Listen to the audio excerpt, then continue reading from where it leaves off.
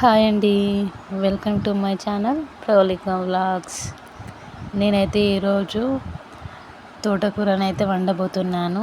దాన్నైతే ఎలా వండాలో ఒకసారి అయితే ప్రాసెస్ చూడండి. మీరు ఒకసారి ఇలా చేశారంటే ఎప్పటికీ ఇలానే తినాలనిపిస్తుంది. ఒకసారి అయితే ట్రై చేయండి. ఇలా ముందుగా అయితే 4-5 పచ్చిమిర్చిని కట్ చేసి పెట్టుకోండి. ఒక 2 చిన్న టమాటాలు అయితే కట్ చేసుకోండి. ఒక ఆనియన్ కూడా కట్ చేసేసుకోండి. తర్వాత ఒక చిన్న గిన్నెనైతే పెట్టేసుకొని ఒక 2-3 టేబుల్ స్పూన్ల ఆయిల్ వేసేసి కొంచెం జీలకర్ర, మనం కట్ చేసి పెట్టుకున్న ఆనియన్స్, పచ్చిమిర్చిని అయితే అందులో వేసేసుకోండి. అవి కొంచెం ఫ్రై అయ్యే వరకు అయితే ఫ్రై చేసేసుకోండి. కొంచెం ఫ్రై అయిన తర్వాత కొంచెం పసుపు వేయండి. బాగా పసుపు అయితే వేసుకోవద్దు, తోటకూరలో పసుపు వాసన వస్తుంది. అందుకని కొంచెం అయితే పసుపు వేసుకున్న తర్వాత ఈ తోటకూరని అయితే మంచిగా 2-3 సార్లు అయితే మంచిగా క్లీన్ చేసుకోండి. క్లీన్ చేసేసుకొని మంచిగా ఇందులోనైతే వేసేసుకోండి.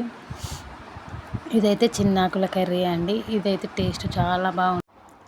నేనైతే ప్రెగ్నెంట్గా ఉన్నప్పుడైతే వారానికి ఒకసారి అయితే ఈ తోటకూరను వండుకుని తినేదాన్ని. నాకైతే చాలా ఇష్టం. ఇప్పుడు కూడా తోటకూర అంటే చాలానే ఇష్టం.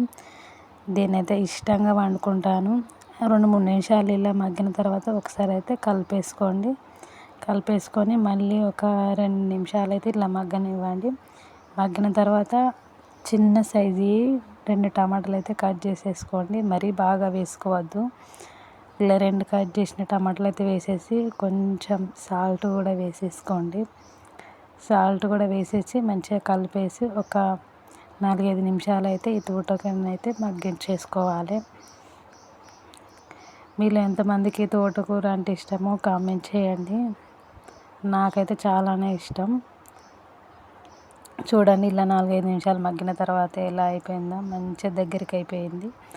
అలాగే ఒక 10-12 వెల్లుల్లి రెబ్బలు పొట్టు తీసేసుకొని కొంచెం జీలకర్రతో ఇలా కచ్చపచ్చ దంచి అందులో వేసేసుకోండి. ఈ తోటకూరకైతే ఇదే చాలా టేస్ట్ని ఇస్తుంది. ఇలా అయితే వేసేసుకోండి, చాలా బాగుంటుంది. ఒకసారి అయితే నా స్టైల్లోనైతే ఈ తోటకూరని వండుకోండి, ఎంత బాగుంటుందో తెలుస్తుంది.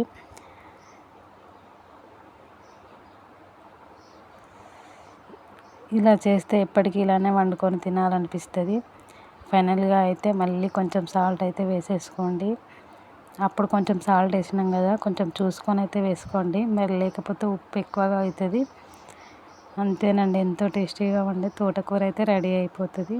ఈ వీడియో కనుక మీకు నచ్చినట్లయితే ప్లీజ్ లైక్ అండ్ సబ్స్క్రైబ్ చేయండి ఫ్రెండ్స్. బాయ్.